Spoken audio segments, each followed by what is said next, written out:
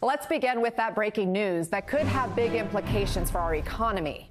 For the first time in history, the United Auto Workers Union is striking against all big three automakers at once. This strike became official overnight when that midnight deadline hit without a deal. The White House announcing this morning that the president will give remarks about this from Washington sometime today. NBC's Shaquille Brewster is in Toledo, Ohio, and also with us, Robin Farzad, host of Public Radio's Full Disclosure. Shaq, remind us what the workers want. And has there been any movement on these negotiations since this strike was announced overnight?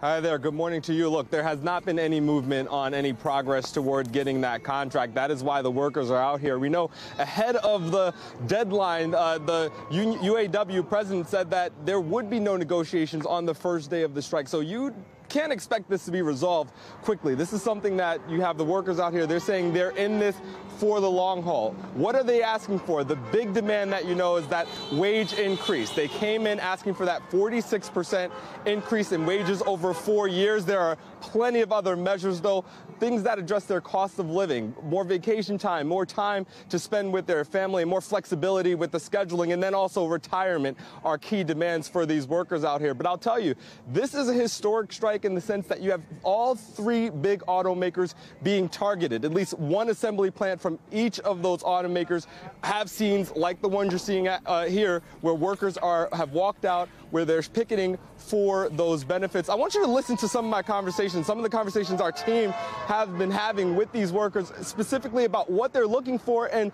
what they're sacrificing by walking out of their jobs and now going on strike. Actually, a lot of our benefits ended as of midnight last night. Our pay changes from our normal, we work 6-7 days a week. I work 11 to 12 hours a day. Now it's down to just normal strike wages. So it's going to be hard to make ends meet. It's going to be hard for a lot of us.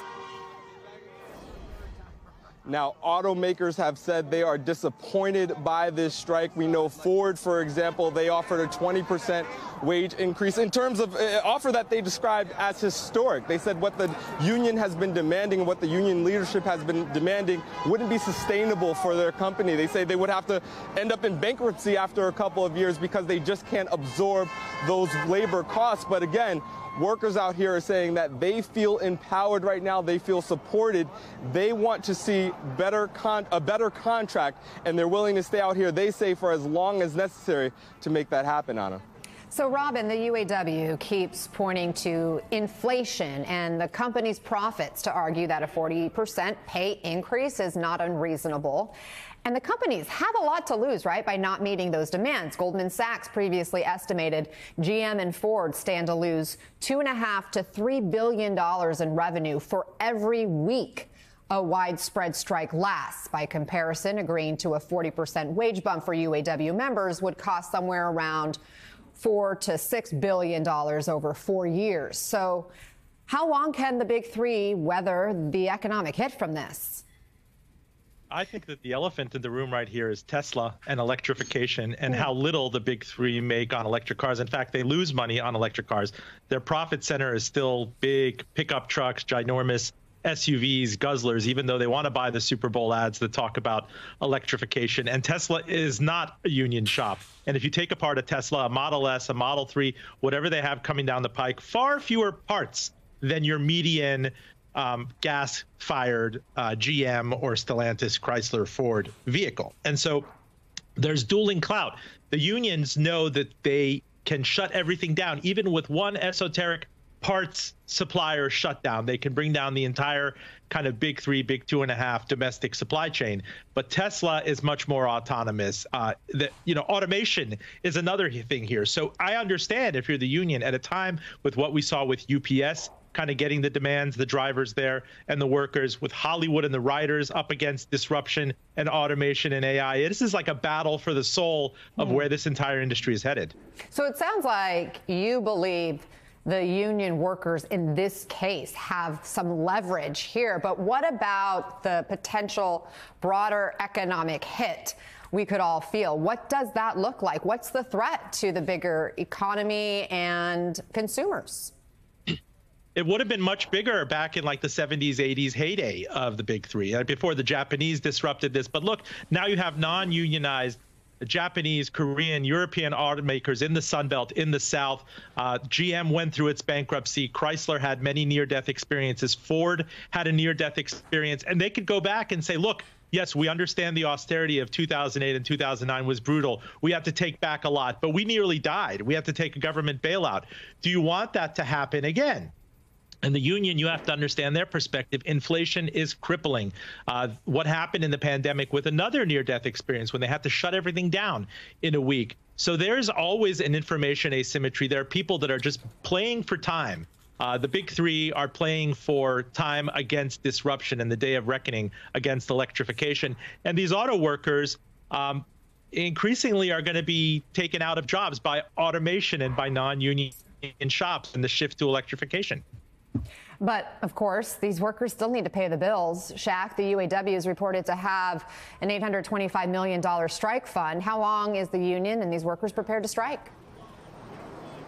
The phrase that you continue to hear is as long as necessary. Yes, they have a sizable strike fund, and the way that they did this strike, which is unique, which is they're not having their whole union, the 146,000 people leave and walk off. Instead, they have about 13,000 over the three companies walking off the job. What that means is fewer employees that need to tap into that strike fund, and that could potentially lead to a longer strike. But, you know, this is a big sacrifice. When you talk to these workers, they're going to be getting about $500 a week.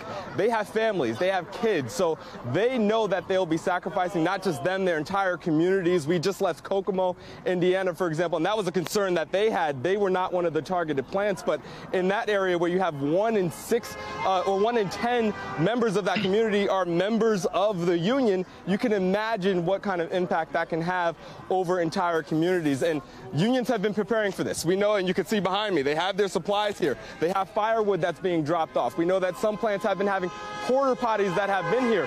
Many of these workers, one worker told me he thought he was going to work this morning and then looked at his phone and saw instead he was actually going to have to walk out and go on strike. Because of the secrecy about which plants were being targeted, a lot of that surprise from the union, from the auto worker side as well, Anna. Okay, Shaq Brewster, keep us posted. Robin Farzad, as always, great analysis. I appreciate you helping us understand the depth and widespread impact this could have. Joining us now is Michigan Congresswoman Haley Stevens. She served on former President Obama's auto task force and, of course, is from Michigan, and that's a state very impacted by all of this. Thanks for being here, Congresswoman. This is a first, all of the big three striking at the same time. What's your biggest concern? Well, you can feel it in the air how historic this is and the energy. And I'll tell you, my concerns are for the workers. I don't think the American people understand how difficult it is to stand on a picket line, the courage that it takes. You just heard from one UAW member that your reporter on the ground interviewed. They are making sacrifices, but they are making sacrifices for the greater good. So the concern here is, are workers going to finally get dealt in? We are so proud that the auto industry, because of the hard work of UAW members, has rebounded from the Great Recession period. There's certainly record profits. There's incredible innovation. We saw our way through a pandemic, and now workers deserve their fair share. That's why and how I want to see this strike conclude. Some people might look at this and say, wow, 40%, though, that sounds like a huge pay raise. Is that unrealistic? Of course, the union highlights how much the execs are making in the range of $20 to $30 million a year.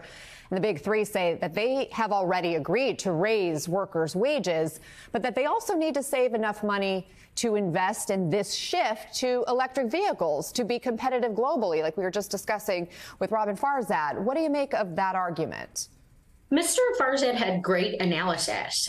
The industry is going through an incredible transformation right now. I want these to be auto worker jobs. And frankly, as a federal lawmaker who voted to pass the Inflation Reduction Act alongside my Democratic colleagues in the House and Senate, as a member of Congress who voted for the infrastructure law almost 2 years ago now, we have made record federal investments in these companies. The DOE, the Department of Energy, at the very end of last month announced another tens of billions of dollars that are going to go to the big three for retooling their factories for this energy revolution. There is a public-private partnership underway. And that's why it's so important in these negotiations to understand that with the workers and the companies, that end result has got to be for worker justice. It's got to be for worker fairness. And we're not just talking about wage increases. We're talking about ending the tiered wage system that leaves some on the line making one wage, someone else making another, folks coming in and not getting their pension right away, not vesting right away. This is hard work. You can't be on your cell phone when you're on the line. Yeah. Think about how you take care of your family. These are all realities for hardworking men and women who make our manufacturing sector go round. And you talk about realities. You're part of the Artificial Intelligence Caucus as well as the Automotive Caucus. What are the realities with AI and other technological advances? Are auto workers right to be worried about job security? Well, that is such a great question as it relates to another ongoing strike with the Writers and Actors Guild, the SAG-AFTRA strike. And I'll say this. AI does have ramifications on a multitude of sectors. What we're going to see coming out of the SAG-AFTRA strike is going to be absolutely critical. But I'm talking about the auto workers strike, specific to this I understand industry. that, but that has nothing to do right now with why they're striking. I mean, it's automation. All those realities are here. I've been in Michigan for the last month. No one has mentioned AI to me. Right now, that's an elite Washington conversation. It needs to be dealt with. It's hitting another union that will have ramifications onto other unions, which is what I was trying to communicate to you. No, I appreciate that. I just was thinking, you know, as our viewers are probably asking at home, when we talk about the changes in the industry and the technological advances that could have that impact on an individual worker that is currently fighting so hard for the wages, for pension, for some of these other benefits right now. I'm talking bigger picture here. It's always a concern. Yeah, it's always a concern. And certainly we've seen that play out over decades. And you're right to mention it. And it will be hitting our manufacturing sector. Frankly, we also need AI workers. That's a job shortage in America right now. So when this technology hits, we don't even have people who know how to work with it. And so it's something that we're grappling with in Congress as we manage the benefits and risks of AI. Sure. It's a big world of the unknown for so many of us. Michigan Congresswoman Haley Stevens, I appreciate your insights. Thanks for taking the time. Thank you.